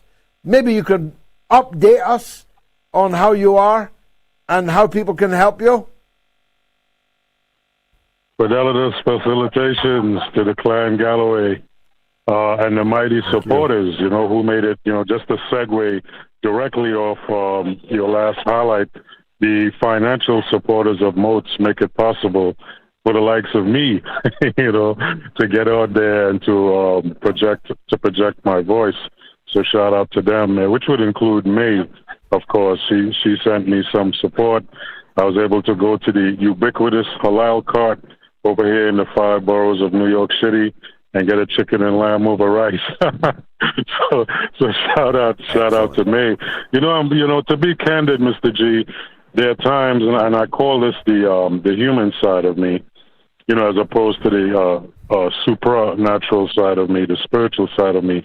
There are times I like to climb into a massive vat or like one of those giant urns and just soak in the devil's buttermilk, every pore of my being, absorbing so much of that, pungent liquid that when I stand, I'm like twice the size, bloated, like the notorious PIG. And my footprints alone will get people to inebriation, right? Get them a negative, a dirty urinalysis test, just not to feel any pain. But, I realize that nothing that I'm doing will be made better by doing that, right? By being inebriated or in any kind of state. The problems that I'm going through will still be there. They'll still persist. And the time that I was, either too high to be off the planet or to be too low to be on the surface, the planet, the situation would have exasperated, which is my homelessness. But, people can do the Cash App or whatever it is they can do. I appreciate that. I guess you and Jai the Magnificent and May or whatever the conurbation of people would be, that would be helpful. But then I have to remember that there's Gayatri the Perspicacious, the Gracious, first of her name. She's in the background, so I don't want to keep her too much. She's also Col Galloway matriarch. But I just want to say three quick things. In terms of the roasting of Alan Douchewitz, right? Lord of the Douche. People have heard of Lord of the Rings. That guy is the Lord of the Douche, Douchewitz. That's one of the finest roastings I've seen, even since your days. It get compared to some of the roastings and knocking people verbally ass over tea kettle in those Oxford halls and those different universities. So yeah, I felt what he was saying. It really touched my spirit. Professor was like, you could kill me tonight in my family's home. I'm not afraid of you. And Douchewitz, he was just changing from pale to candle wax, speaking about the pale faces. So yeah, that was long in coming. That's right. And as far as why people of color joined colonialism, this is what destroyed Africa. This is what destroyed the Mayas, the Inca. You're always going to find people of self-interest. There's an excellent film called Once Upon a Time in China with Jet Li. I would recommend the first two of these films, and it shows you clearly there are always a small group of self-interested people taking advantage of the vulnerable, taking advantage of the rest of us. And, the only solution to deal with bad people with violence is that good people should become more skilled and more proficient in violence. That's my view. And the third thing in terms of why I called is the way Iran can win the war, and of course they're not going to do this because of their religious morality and such, is basically the direction of travel of this is inevitable. It's happening with Russia. I'll just get right to it. You destroy the desalination plants, you destroy the energy, and that's gonna destroy those little colonies. Millions of people, and Europe would deserve this, in my view. The undulating masses writhing in the net of desperation, flooding Europe, flooding the United States of America. It has to happen, and then Iran can circle back with China, North Korea, Russia, and give out supplies, give out water. But these colonies that were all created in 1920 or so in the San Remo Conference, Sykes-Picot, and all of that, that needs to go. All of that needs to go. And people are going to die regardless. And it's also inevitable because the tit-for-tat escalation leads to the place. I just jumped to the finish line. They go through the long series of escalation, but I'm jumping straight to the finish line. These countries need to go as far as these dictatorships. And who knows, it might reconfigure the map into a more useful, united Arab identity. Thank you, Moats, and bless Clan Galloway. Wow. Speechless at the power and eloquence, as always, of Erobos. We are doing what we can. It's not really a question of helping Erobos. We're all very keen to do that. But a stateless, homeless man in America is quite a hard guy to get money to. It's not an easy thing. So we're still working how we can do that. And as you saw, this is not an insignificant man. This Erobos is something of a genius, in fact, with a genius of expression. that is rare and hard to find. So we are determined. The ideal would be if some friend of ours in the United States could go physically, personally, and see a robot, get them fixed up, get them a place to live with internet, and pay a month or two of the rent, then we could send money to them, that friend. These are the kind of options that we are exploring. Jaya, first of her name, well planted in life, is in charge of that project. And we, Gayatri and me, are keenly interested in it. We'll come back to you on that. Now, you can download the Moats podcast by scanning the QR code on your screen now. You can also listen to the podcast at moats.tv. This week, the podcast is in the top 10 for politics in Croatia, Qatar, and Oman, and in the top 30 for politics in Malaysia, Egypt, and Liberia. Big thanks to everyone who made that possible. Now, here's the woman without whom the news wouldn't be the news. Here's Gayatri. What's happening, Gayatri? Singapore has banned the British band Massive Attack because it held up the Palestinian flag during the concert at the city-state last week. The band members were detained, separated, and then interrogated. Their hotel rooms were searched and their passports were temporarily confiscated. It's actually not too dissimilar to what happened to us. Now, it turns out that apart from chewing gum, you are not allowed to display foreign flags in Singapore under their Foreign National Emblem Act. Now, of course, as a guest, you must respect the country's rules and regulations that you visit, but this is obviously outright politically motivated because Singapore is one of the target countries of Israel's pivot towards Asia. And it's actually not the wisest move by Singapore because meanwhile, all their neighboring countries in Southeast Asia are taking a toughening stance towards Israeli soldiers who are holidaying on their beaches because of their despicable behavior. I discussed this before, and them setting up colonies within these Southeast Asian countries. And simply because the majority of people stand with Palestine. Now, fans of Massive Attack, they know that the band members, they're not shy of showing their support for Palestine.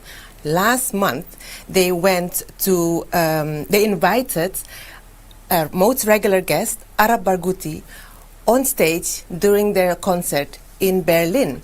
And Arab Barghouti went on stage and he deliberated about the imprisonment and demanding the release of his father, your friends, the Nelson Mandela of Palestine, Marwan Barghouti. And the month before that, in June, there was another event where Arab Barghouti traveled to Barcelona. Massive Attack was also performing there.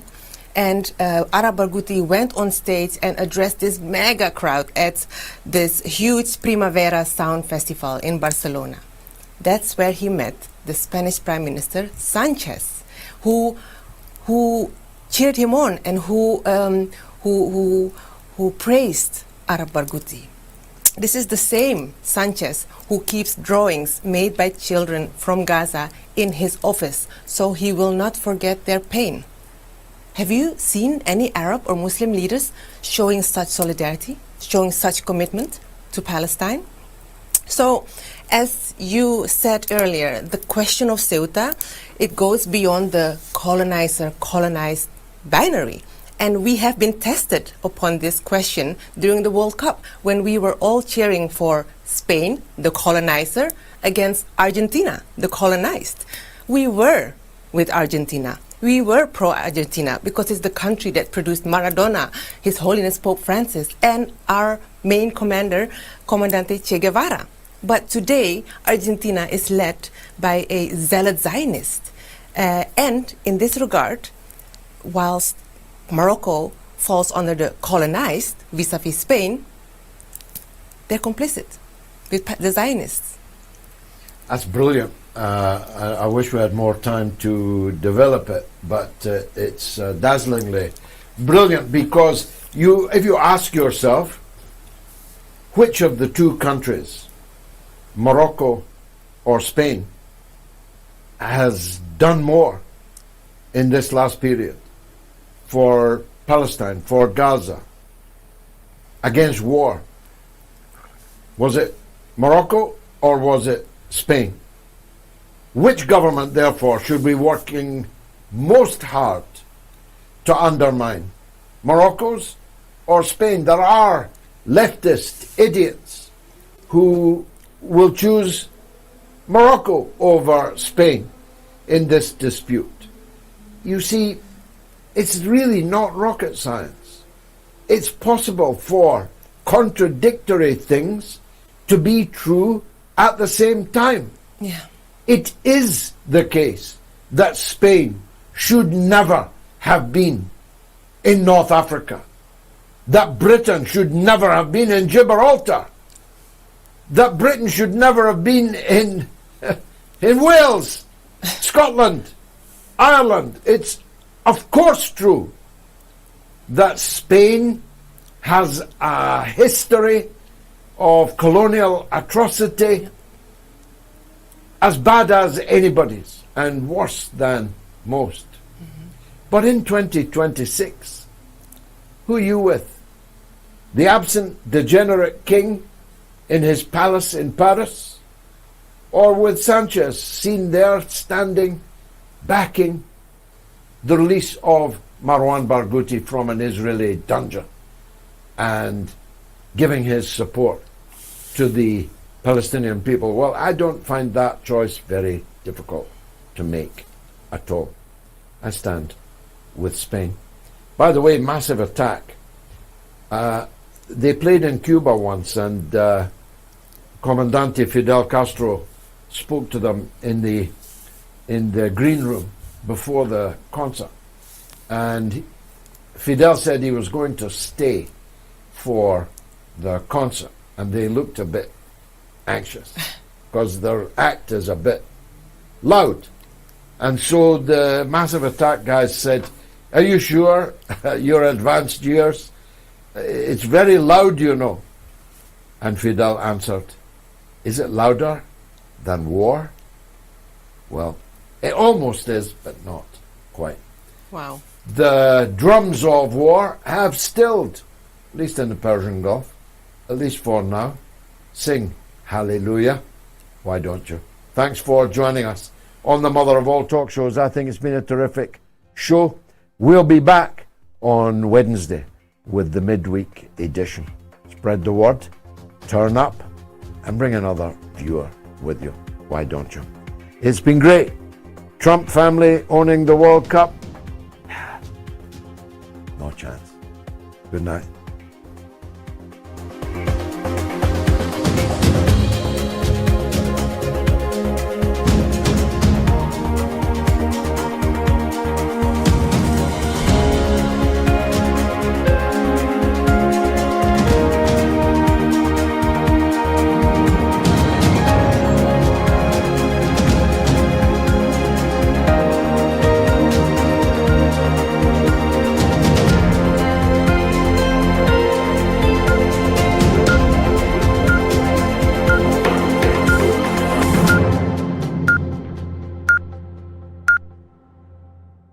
It's the mother of all talk shows. It's the mother of all talk shows. It's the mother of all talk shows. Go get 'em, George.